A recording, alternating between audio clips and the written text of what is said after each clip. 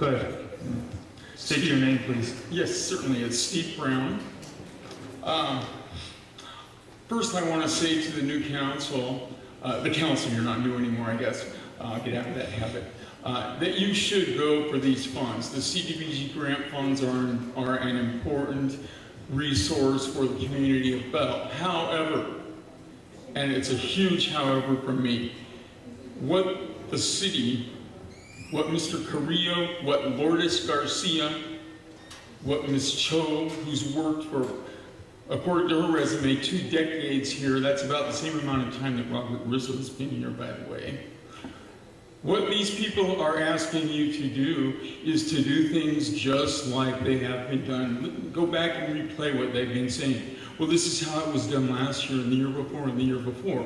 They're also telling you, council, follow due process, but on the other end, they're saying, oh, we gotta hurry up, you gotta do this thing, and if anybody says you can hold it off, you gotta do it right now.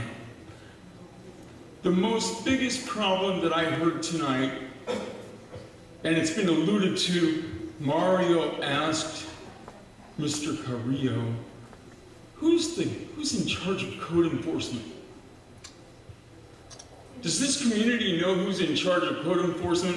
Mr. Carrillo was real crafty there. He said, oh, we don't have a director of planning, we don't have any directors, it must be me. Wrong. The senior code enforcement officer right now is Lourdes Garcia's husband, Jose Pepe Garcia.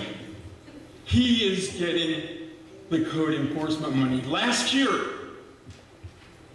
how much money of our CDBG grant was allocated to code enforcement? Not 150, over $300,000. Almost half the fund was allocated from Lourdes Garcia to Jose Garcia in code enforcement. Half. And the year before that, same thing. So don't let these guys pull the fast one on you there. That's what they're doing. This is the city hall right in front of you, right here. You are looking at you're looking at Pedro Carrillo in perfection right now. That's all I've got to say. Thank you. Mr. Mayor and members of the City Council, thank you. We can't choose to make reference to the past when anyone is inconvenienced with recommendations that are corrective of the future. This is what we have control over today. Yes, there's a big reduction in their different shifts. Yes, we've changed a lot of things. No, it is incorrect to say that Mr. Garcia is in charge of code enforcement. I am in charge and fully responsible for planning, for code enforcement, and for building and safety. Okay? That is what we worked with the county auditors. That is what we've disclosed. We've implemented a process for the very same reason, because those complaints are getting very old. When you don't like a decision that the council makes, it's unfair to say, 2 years ago, this is how it was. 1 year ago, this is how it was. And we need to get past all of that. I've been here for 11 months and have publicly displayed and disclosed every single change to the best of my ability. This is a public forum and everyone has the right to say things. It doesn't make them true.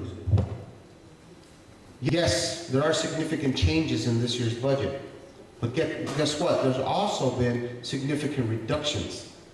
The Department of Housing and Urban Development, which is governed by the House of Representatives and their fiscal crisis, has reduced a lot of our funding.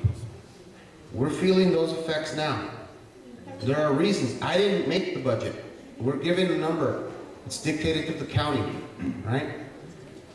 Yes, as a CAO, I'm making recommendations, but they're here for your consideration and everyone is welcome to comment on them. I just want to make sure that they're facts. Thank you. If you could please state your name.